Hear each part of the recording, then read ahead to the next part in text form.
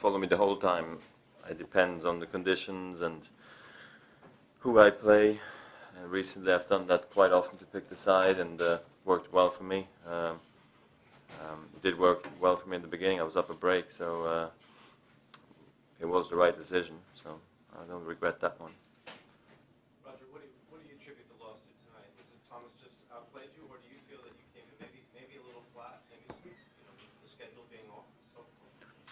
Yeah, I mean, I don't think the schedule was a problem for me. I mean, I should come in here with tons of energy and ready to go, but who knows, if you get that match in with Fish, you come through with more confidence. Maybe the first 3 matches didn't quite give me that, who knows, but I don't put that down as a negative, really. So I just didn't come up with the goods tonight. It was unfortunate. Roger, I never see Berdych playing so well as when he plays with you. Do you think there is a reason? I mean, against you, he plays his best. Well, I don't know. I mean, maybe it's a good matchup for him, and I don't see him play every match he plays on tour, and that's why I can't really answer that question. I mean, the incredible power that he hit the ball with tonight, do you think that was just a question of him overpowering you, or did you give him maybe some shots that he was able to launch himself into? I mean, I'm sure it was a combination of many things. I mean, obviously, I rarely go through matches where I have no chances, so obviously I missed some tonight again, but that's normal when you end up losing at the end, You always hope that you made every chance you had, and it's just not possible. He probably created more than I did, and that's why he ended up winning tonight. I mean, the power is not really the issue here, I don't think. That was a problem for me. I think the problem was elsewhere. Roger, could you just describe the mood or the feeling that you have right now? I'm disappointed, I really expect myself to play better tonight, especially at night. I've had such a great record, and I don't know, I mean, I felt good, It was just such an amazing summer I had that I really thought I was going to come out and play a solid match, and I didn't do that tonight, so obviously there's a bit of letdown now. Roger, how would you describe the level of Tomas's play and what your thoughts are about him moving forward? Yeah, I mean, obviously he's got a good chance, I think if he plays well and serves well and makes the right decisions, before and during the match against Murray. Obviously he's got a chance. He's beaten him before. Then again, it's going to depend on the conditions, day or night. Obviously it's going to be day session, but you never know with the rain now. So it's an interesting matchup, for sure. Yeah, Roger, I mean, do you think maybe the 4 days off kind of maybe made you a little rusty with the forehand early on? Or? I mean, I don't know. I mean, I hope not. I mean, I've been there before. Once I had 6.5 days off, and I ended up winning Wimbledon. So, I don't think this was the issue tonight.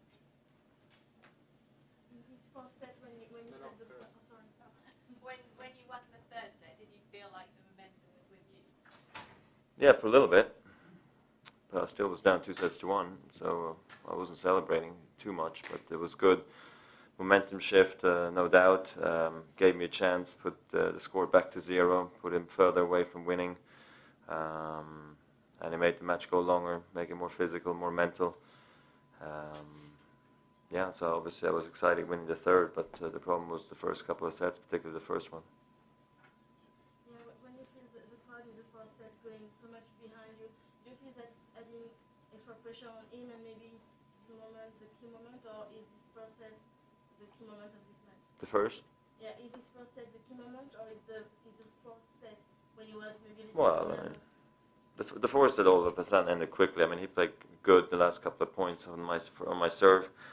I think at 30 all. But that's always a danger with Thomas if you're down in the score, and he can take some chances, and he's obviously a shot maker. So yeah, it's dangerous. I should never lose the first set, but anyways, it's happened, so move on. Roger, there's still a lot of tennis to go this year, and you had a stunning fall season last year. But the slams and Olympics are over. Could you just describe the year for you? Obviously, you felt it was pretty darn good. Yeah, I mean, I'd love to talk to you about that forever, but the season's not over yet. So like you said, it's ongoing. Yeah, I mean, it's said 100 times. It's been amazing. I mean, back to world number 1. I won Wimbledon. I couldn't have asked for more. So got also a medal for Switzerland. I couldn't be more proud. And obviously, don't need to talk about too much about that. I lost the match, so that's what I think about right now. 2 more in English, please. Last one, yeah. You know, if there were differences in the match, you know, you mentioned the word regret before. Do you have any regrets about this match? Would you play differently in different parts anyway? Well, I mean, in terms of that I tried, I don't have any regrets there. I mean, that's been long gone. Regrets were early in my days. I was trying to come through, and I couldn't figure out how to always be in great shape, always be in a good mood to play, always be ready to practice, all that stuff. So I had regrets from way back when, but I think I made up for that. And today I always know I'm going to put in the best fight, and I did that tonight again with what I had. But obviously I wish I could have played better. You know, so many moments I thought, man, it's just not happening for me. It was just a very disappointing match for me. Roger, would finishing number 1 in the world at the end of the year still be the ultimate achievement for you, do you think? Well, I mean, yeah, I mean, I got to go back to the drawing board now from here. See, you know, what's really the priority, if that's a priority or not for the end of the year. So I don't know right now. I mean, the goal has been achieved, but now this is disappointing for me, and we'll see where I go from now. If I go to Davis Cup or not, about what's to come for the remainder of the season, and that obviously then number 1 has in a role to play. But this obviously is a setback, and. But again, the season's not over, so I hope to finish strong at the end, and particularly in the indoor season then. Thank you. Yeah.